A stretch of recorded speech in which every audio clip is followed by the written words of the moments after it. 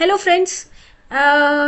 मेरा नाम डॉक्टर रानी झा है और मेरे इस यूट्यूब चैनल में आपको पीएचडी और अन्य एजुकेशनल डिग्रीज एंड डिप्लोमास के बारे में पूरी जानकारी मिलेगी।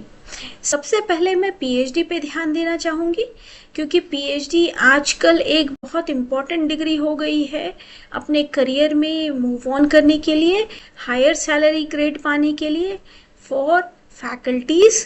प्लस ये एक इम्पॉर्टेंट एलिजिबिलिटी क्राइटेरिया भी हो गई है for getting academic positions. PhD degree जिसका फुल फॉर्म होता है डॉक्टर ऑफ फिलोसफी, एक हाईएस्ट एजुकेशनल क्वालिफिकेशन डिग्री होती है। इसको पाने के लिए आपको कम से कम 3 साल और अत्यधिक आपको 5 से अधिक साल लग सकते हैं। इसको करने के लिए आप चाहे तो किसी गवर्नमेंटल ऑर्गेनाइजेशन, चाहे जैसे कि यूनिवर्सिटी हो गई, रिसर्च इंस्टीट्यूट्स हो गए, वहाँ से कर सकते हैं, या फिर आप किसी प्राइवेट यूनिवर्सिटी से भी प्राप्त कर सकते हैं। अभी अगर आप गवर्नमेंट एजुकेशनल इंस्टीट्यूशन से करना चाहें या रिसर्च इंस्टीट्यूट से करना चाहें तो आपको बड़े ध्यान से गवर्नमेंटल नोटिफिकेशंस के लिए वेट करना पड़ेगा।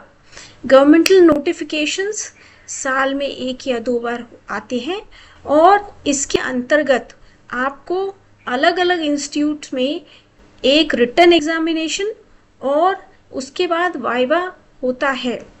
इसके अलावा अगर आप CSIR या UGC, जो एक बोर्ड होता है इंडिया में, वो साल में 2 बार, एक बार जून में और एक बार दिसंबर में ऑल इंडिया लेवल पे एग्जामिनेशंस कंडक्ट कराते हैं।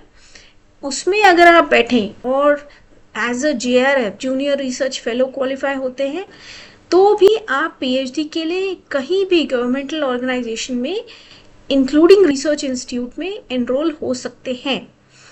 इसमें एनरोल होने के लिए आपको एनरोल होने के बाद मंथली स्टाइपेंड भी मिलता है और आजकल ये स्टाइपेंड काफ़ी अच्छी हो गई है। इसीलिए आप लोगों को अगर गवर्नमेंटल ऑर्गेनाइजेशन या रिसर्च इंस्टीट्यूट से डायरेक्टली अपनी चॉइस से करना है तो आप इसमें एग्जामिनेशन दे के क्वालिफाई करके एज अ JRF जा सकते हैं। इसके अतिरिक्त इन एग्जामिनेशन में आपको as a net national eligibility test भी पास कर सकते हैं। जैसे स्टेट एलिजिबिलिटी टेस्ट स्टेट्स में होते हैं सेट, ऐसे नेशनल एलिजिबिलिटी टेस्ट नेट भी होता है जो कि CSIR और UGC के एग्ज़ाम में ही आप प्राप्त कर सकते हैं। इसके अतिरिक्त अगर आप पीएचडी करना चाहें किसी प्राइवेट इंस्टीट्यूशन से, आपके पास नेट या सेट या JRF क्वालिफिकेशन नहीं है तो आप ऐसा कर सकते हैं। लेकिन आपको बहुत ध्यान से ये ध्यान याद रखना पड़ेगा कि पीएचडी में बहुत ज़्यादा पैसा लगता है, कम से कम 3 लाख या 5 लाख मिनिमम। इसके अतिरिक्त अलग चार्जेस भी होते हैं, जैसे अगर आप थीसिस सबमिट कर रहे हैं उसके चार्जेस, आपका एडवाइज़र रहता है, उनके आने जाने का खर्चा और बहुत सारी चीज़ें होती हैं। इसीलिए आपको बड़े ध्यान से देखना पड़ेगा कि आप कहाँ और कैसे पीएचडी करना चाहिए। अगर आपने पीएचडी के बारे में सोच ही लिया है कि अगर आपको पीएचडी करना है, डिटरमाइन कर लिया है and you have made sure, अगर आप पूरी तरह से यकीन करते हैं कि आपको पीएचडी करना है तो सबसे पहले आपको अपना सब्जेक्ट और फील्ड ऑफ स्टडी पता होना चाहिए। आप ऐसा कर सकते हैं किसी यूनिवर्सिटी के काउंसलर से बात करके और वो आपकी मदद अवश्य करेंगे, या अपने जान पहचान के किसी सीनियर फैकल्टी मेंबर्स या मेंटर से भी बात कर सकते हैं। आप चाहें तो यहाँ कमेंट बॉक्स में अपने क्वेश्चंस डाल सकते हैं, प्रश्न डाल सकते हैं और मैं आपको उसकी पूरी जानकारी दे दूंगी।